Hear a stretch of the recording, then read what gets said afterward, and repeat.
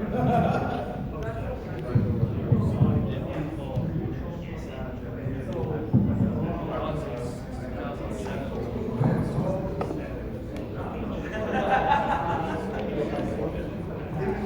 we're going to go ahead and start. First off, thank you guys for coming in, and also thank you, Botcon, for letting us have this opportunity to kind of present our recaps of our experience, some of the things that we saw here today and this weekend at Botcon. My name is Josh. A lot of people know me on the internet as G1Xtron, and you just call me Hags. My co-host, Dakota. A lot of people know me as PrimalSabbath or PrimalSelfish. It's the most commonly, I think, referred to thing. If you guys see me just looking at my phone a lot, that's kind of what I'm used to doing when we do this, and I apologize. Yeah, so anyways, we have the Cybercast show that's Saturdays at 8 p.m. Central Standard Time. We also have another co-host, which is Jaim, who presents for 77. He couldn't be here, he's actually in Seattle, so wish he was here, it would have been a lot better, but we will be back on next week and we'll have him on. He also does a show called Plastic Fanatics, which follows on his channel at 10:30 Central Standard Time.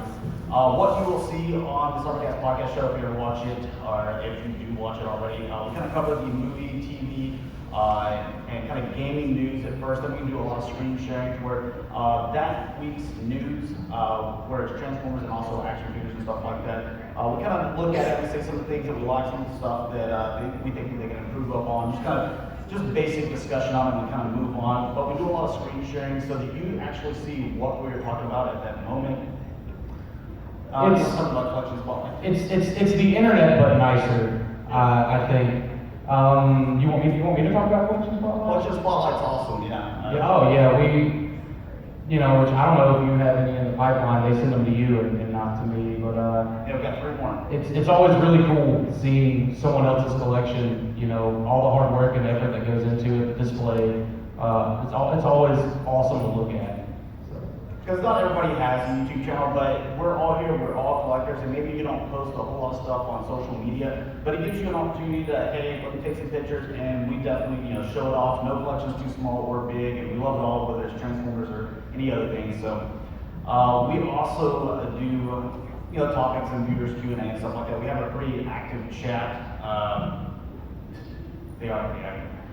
But we want to go ahead and get into the recap. So first off, you being the big Botcon and Bump Club fan, how pleased were you with this year's box set and souvenir figures? I thought, obviously I'm a huge Beast Wars fan as well, so it was kind of a no-brainer with the whole Predicus thing and its Predacons, and it kind of, it's the opposite basically of what we got 10 years ago out of the 2006 set. So seeing all that and the whole combiner thing and bringing all that in, I thought that was a really awesome idea.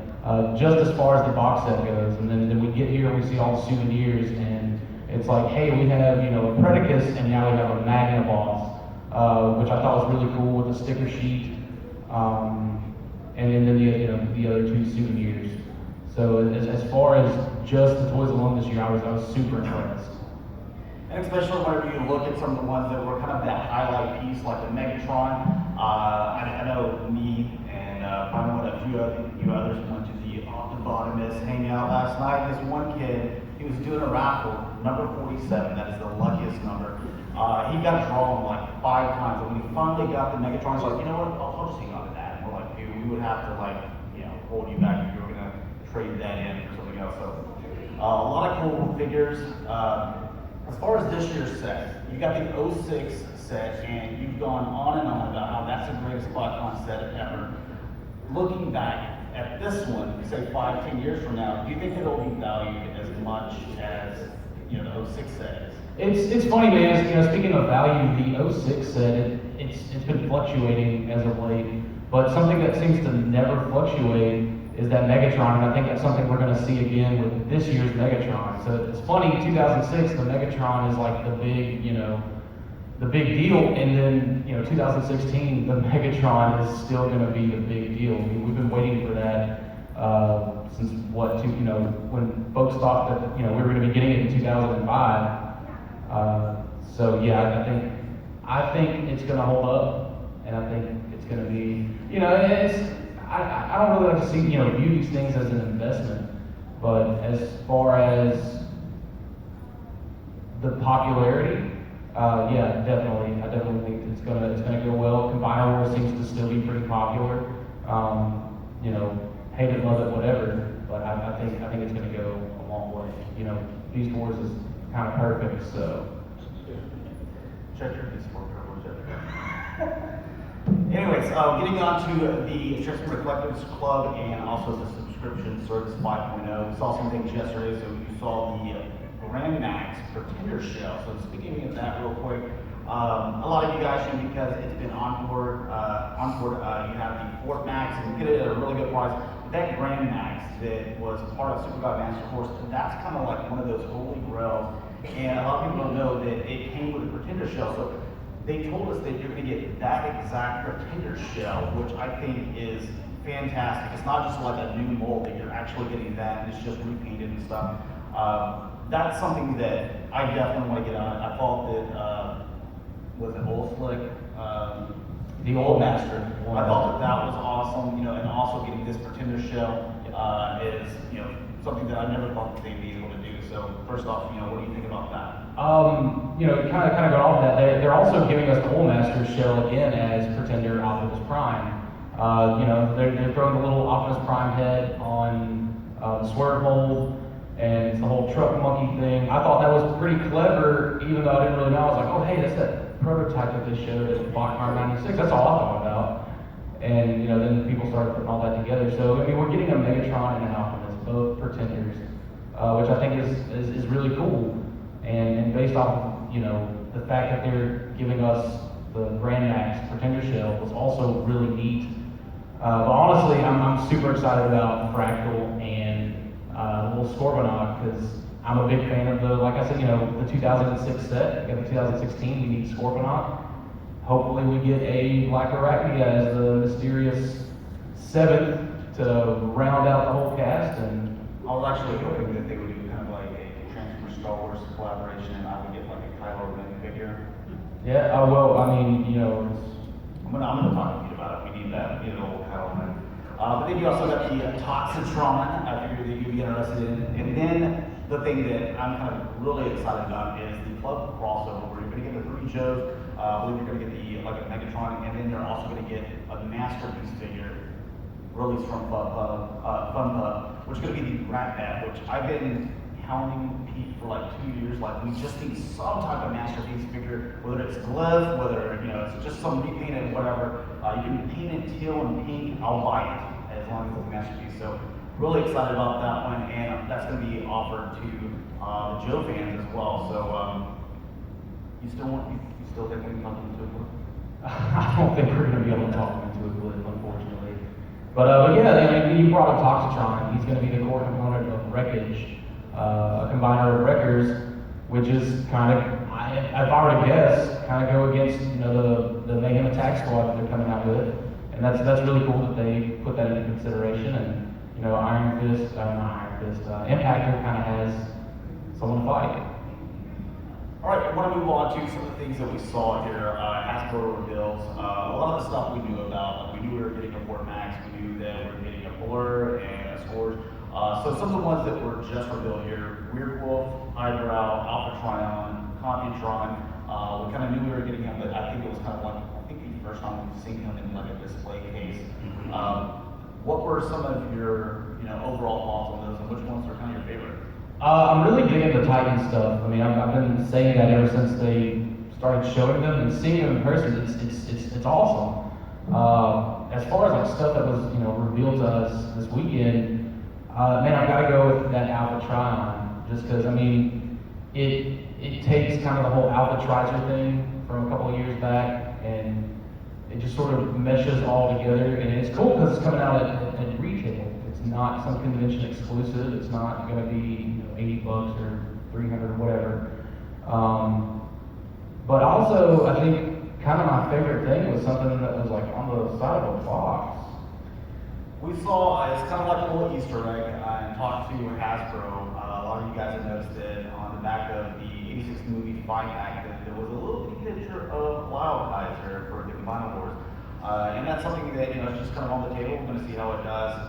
They haven't officially announced it, so they can officially talk about it. But, we don't work for Hasbro, so we can say whatever we want about it. And I know that James is going to be excited about this. I'm excited about it too. They're using these Skylings, for Leo Zach. And it looks like the only one that's going to be missing is Jaguar. So, anyways, I'm glad that they're doing a lot of the Japanese stuff, and hopefully, I don't know how they do it rated, but probably, maybe a Chronicon or something. You see start seeing some of the beasts. I'd like to see, Abominus to go up against Computron, and then start bringing in some of the other Japanese characters. You're talking to a Beast Wars fan. I'd love to see these. I know you would. Lyle Kaiser. Needs to happen, Hasbro. Anyone working for Hasbro, Lyle Kaiser, we want it.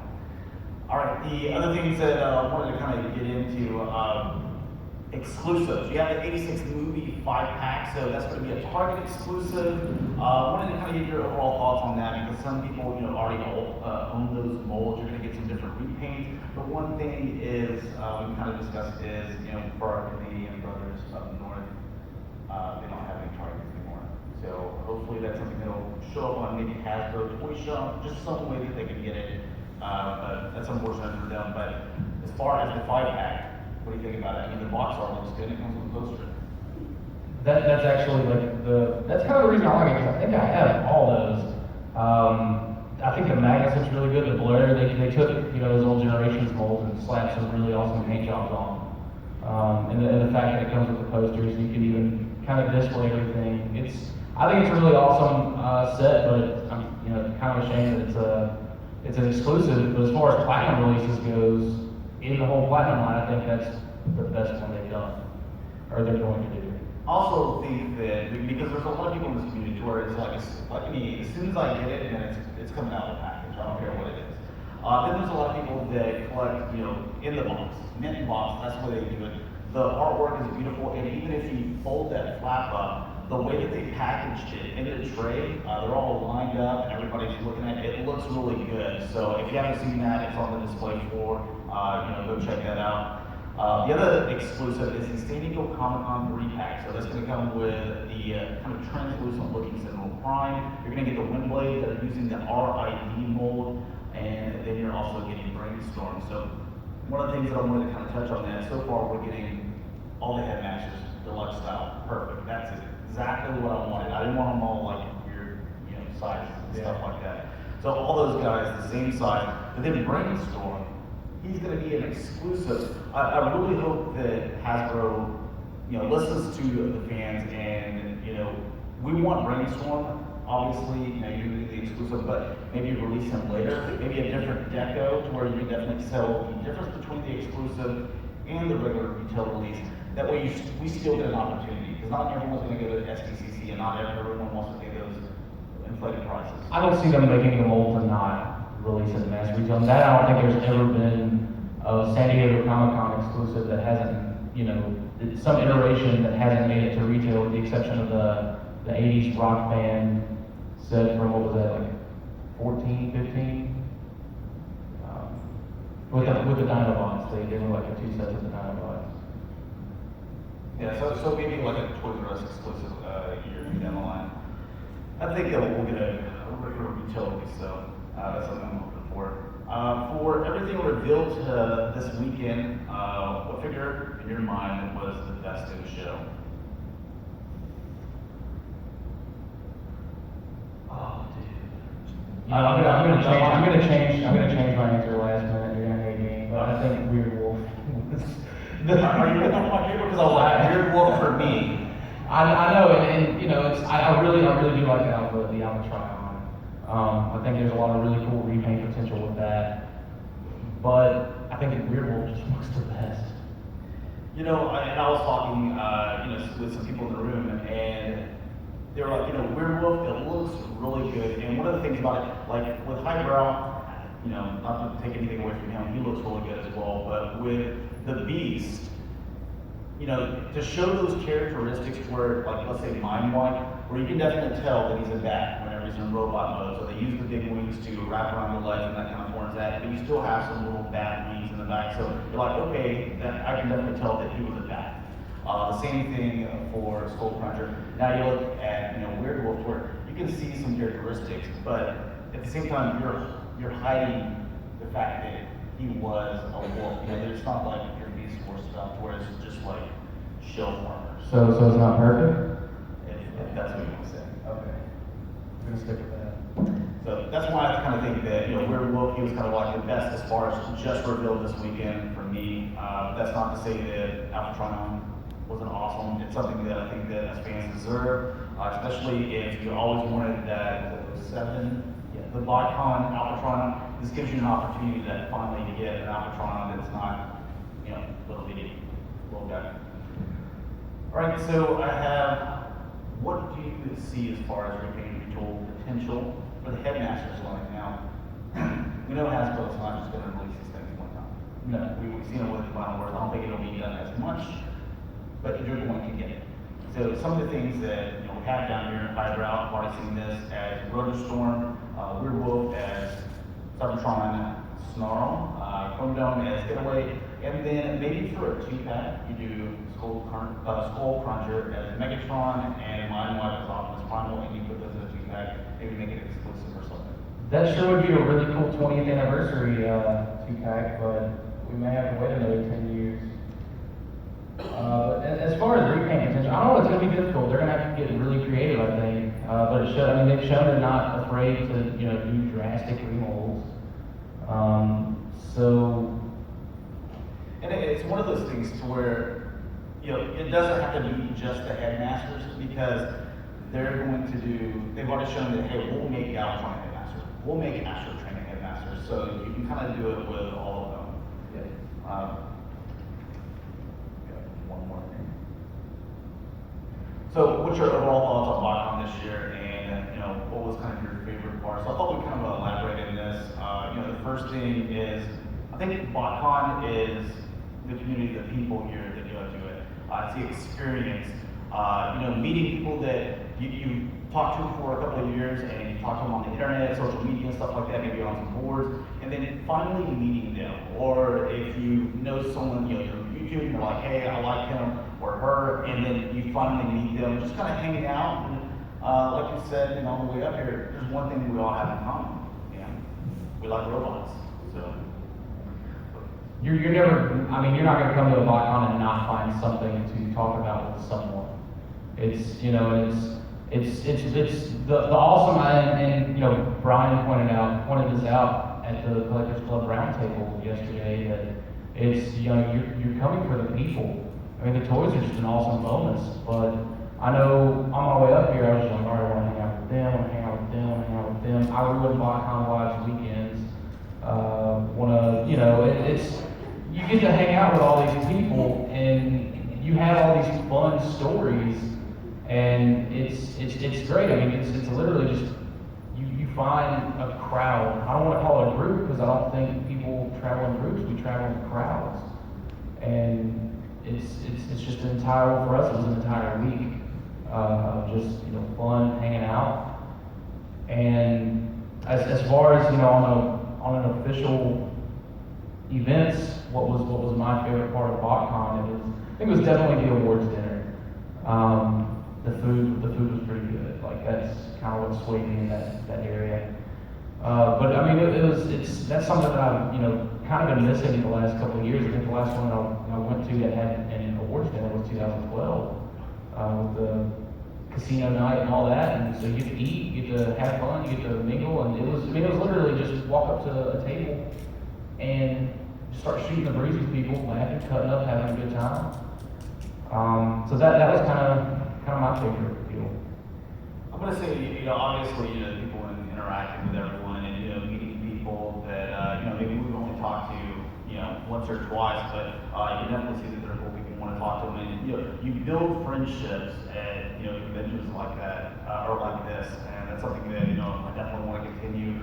I also liked the concert. I went to 14, I missed the concert, and now that I finally got to go to it, and I thought it was amazing. Actually, the fact that they had the little thing going over it, so it wasn't as cold due to Texas. We're not used to this cold weather, but that have that, they had the smoke machine, the lights, everything, and just kind of the atmosphere of it.